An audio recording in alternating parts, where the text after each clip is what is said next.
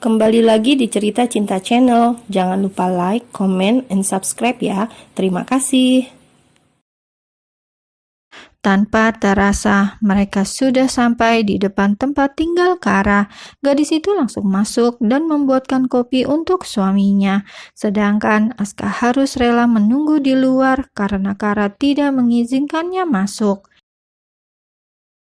Setelah membuat kopi, Kara kembali menemui Aska untuk menyuguhkan kopi buatannya. Makasih Mel, akhirnya bisa menikmati kopi buatan kamu. Apa aku boleh kesini setiap hari buat minta kopi? Tanya Aska sembari menyeruput kopi panas itu. Kara menghela nafas berat. Memangnya kakak nggak kerja? Lagian tinggal bikin aja, apa susahnya? Jawab Kara. Susah Mel, karena aku kesini juga sekalian usaha buat bikin kamu pulang dan maafin aku. Kasih aku kesempatan kedua Mel. Kakak butuh aku cuma karena kopi. Enggak gitu Mel, kenapa kamu berpikir seperti itu? Karena kakak cuma manfaatin aku untuk itu dalam pernikahan kita. Cinta ke Aska bukan buat aku. Air mata Kara sudah tidak dapat lagi ditahan. Rasa kecewanya sudah dia tumpahkan perlahan di hadapan Aska. Mel, kalau aku mikir hal kayak gitu, aku udah ambil hak aku sejak awal, Mel.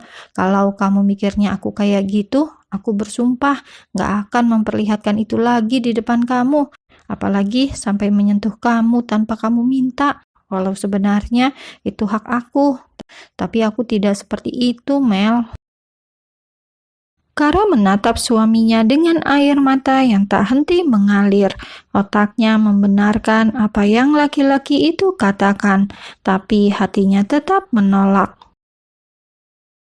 Aku gak mau sakit hati dengan tinggal sama suami yang mencintai wanita lain, Kak. Aku juga berhak melindungi hatiku, kan? Air mata semakin membasahi wajah Karamel.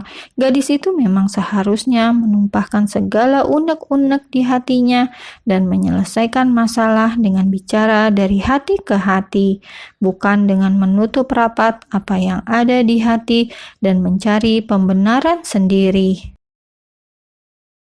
Mel, aku cinta kamu.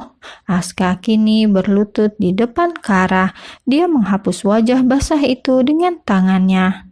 Aku benaran cinta kamu, Mel. Kasih aku satu kesempatan aja. Kalau aku melakukan kesalahan lagi, kamu boleh tinggalin aku, Mel. Kenapa waktu itu kamu nggak langsung kejar aku, Kak? Kamu lebih memilih mantan kamu daripada aku. Waktu itu kamu sama sekali nggak peduli sama aku, Kak. Kara masih mengingat jelas tatapan bingung suaminya saat tahu ia mendengar pembicaraan mereka. Dan dia juga melihat ke belakang saat di taksi. Suaminya lebih memilih untuk mengejar wanita lain. Aku salah. Waktu itu aku sangat salah. Aku nggak mengejarmu karena aku percaya kamu akan pulang, Mel. Sedangkan aku masih sangat butuh penjelasan dia. Aku juga nggak mau dibayang-bayangi masa lalu terus, Mel. Kalau selamanya aku penasaran apa yang membuatnya pergi, mungkin aku juga akan kesulitan menjalani hidup sama kamu karena hati aku belum bebas. Aska kembali mengusap air mata Kara. Dia menggenggam erat tangan sang istri dan kembali melanjutkan apa yang ingin dia jelaskan. Bertahun-tahun aku nungguin kepastian, Mel. Dia pergi begitu saja saat kami nggak punya masalah apa-apa. Tiba-tiba aku mendapat fitnah dan kemudian aku harus menikah sama kamu. Saat aku masih bingung dengan perasaanku sendiri, dia tiba-tiba muncul. Tapi aku memang bodoh, Mel. Kalau saja aku sadar dengan perasaanku lebih awal, aku pasti tidak akan menyakiti kamu, Mel. Aska menundukkan kepala. Dia sangat menyesali semua yang terjadi karena ulahnya sendiri. Aku nyesel banget sekarang, Mel. Maaf. Kara merasakan sesak di dadanya. Seumur hidup, dia belum pernah melihat laki-laki berlutut di depannya dan meminta maaf. Dia pernah melihat ayahnya menangis beberapa waktu sebelum kematiannya, dan Kara merasa sangat menyesal karena itu. Kini, melihat Aska yang menyesali kesalahannya, Kara jadi takut jika dia menyesal lagi. Aku akan pulang, tapi aku nggak mau tinggal satu kamar sama Kak Aska. Mendengar apa yang Kara katakan, Aska seperti diterpa angin segar di tengah padang kering dan tandus. Secara refleks, Aska memeluk tubuh Kara karena rasa bahagianya. Iya Mel, aku akan atur semuanya. Makasih banget Mel. Aku belum maafin kamu, Kak. Aku cuma mau lihat aja kesungguhan kamu.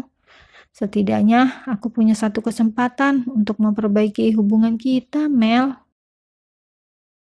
Kara dan Aska kini sudah sampai di apartemen Aska. Terlihat sekali ekspresi bahagia di wajah Aska karena berhasil membawa istrinya pulang.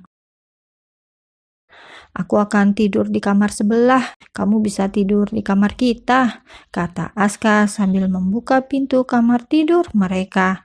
Kara melihat semuanya masih sama, barang-barang miliknya juga tertata rapi di kamar itu. Kamu mandi dulu aja Mel, aku akan masakin sesuatu buat kamu, kata Aska bersemangat. Meskipun Kara masih irit bicara, tapi dengan dia mau pulang, itu sudah sangat membuatnya bersyukur. Kak Aska, tunggu, aku mau tanya. Tanya apa Mel? Kalau sesuatu terjadi sama Olivia dan dia minta balik sama kamu karena berpikir kamu masih cinta dia, apa yang akan kakak lakukan? Aska menatap mata Kara hingga tatapan keduanya sama-sama terkunci. Aku akan tetap sama kamu, Mel, meskipun hubungan kita baru sebentar, tapi sekarang aku sadar kehilangan kamu jauh lebih menyakitkan. Aku gak mau kehilangan kamu lagi. Kara baru selesai mandi dan keluar kamar untuk mencari tahu keberadaan suaminya.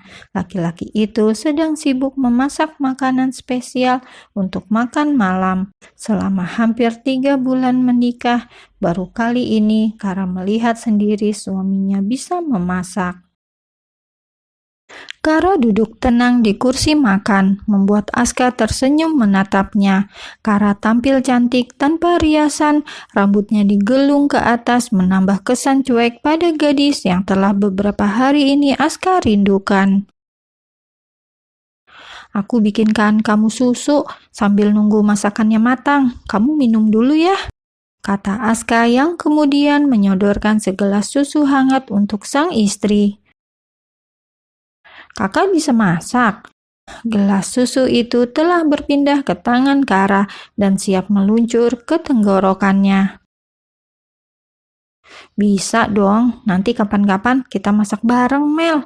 Aska kembali fokus mencicipi masakannya sendiri. Aku dengar kamu sama ayah dulu suka masak bareng ya? Kara terdiam. Dia seperti terbawa ke masa saat ayahnya masih hidup, menghabiskan banyak waktu bersama, bahkan memasak bersama. Sekarang Kara menatap punggung laki-laki yang ayah percayakan untuk menggantikan posisinya. Tapi kenapa Kara masih meragukan perasaan suaminya?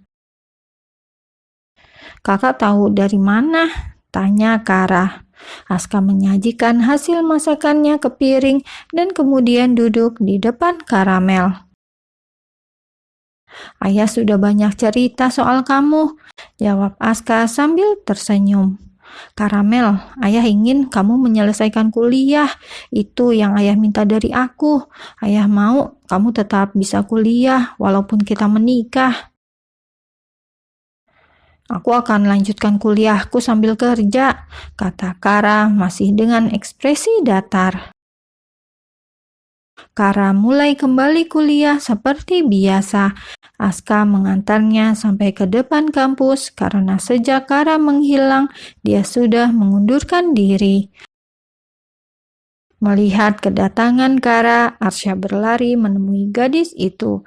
Meski Kara sudah mengatakan untuk tidak mengganggu, tapi laki-laki itu tetap saja menemui kakak iparnya. "Kara, aku mau bicara," kata Arsya dengan nafas tersengal. "Kak Arsya, kenapa?"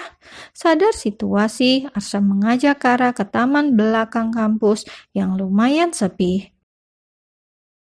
"Kenapa sih?" "Kara, kamu memaafkan Aska gitu aja?" tanya Arsya dengan kesal. Kara mengerutkan kening, lalu menatap Arsya dengan tajam. "Memangnya kenapa? Dia masih mencintai orang lain dan kamu menerima itu. Kara, apa kamu secinta itu sama dia?" "Kak Arsya, memangnya urusan kamu apa? Aku memaafkan atau tidak itu bukan urusan Kak Arsya. Kesalahan Kak Aska itu sebuah kejujuran. Menikah juga karena perjodohan. Hal seperti ini wajar saja. Kecuali dia ketahuan selingkuh, menikah lagi, atau lebih parahnya tidur dengan wanita lain.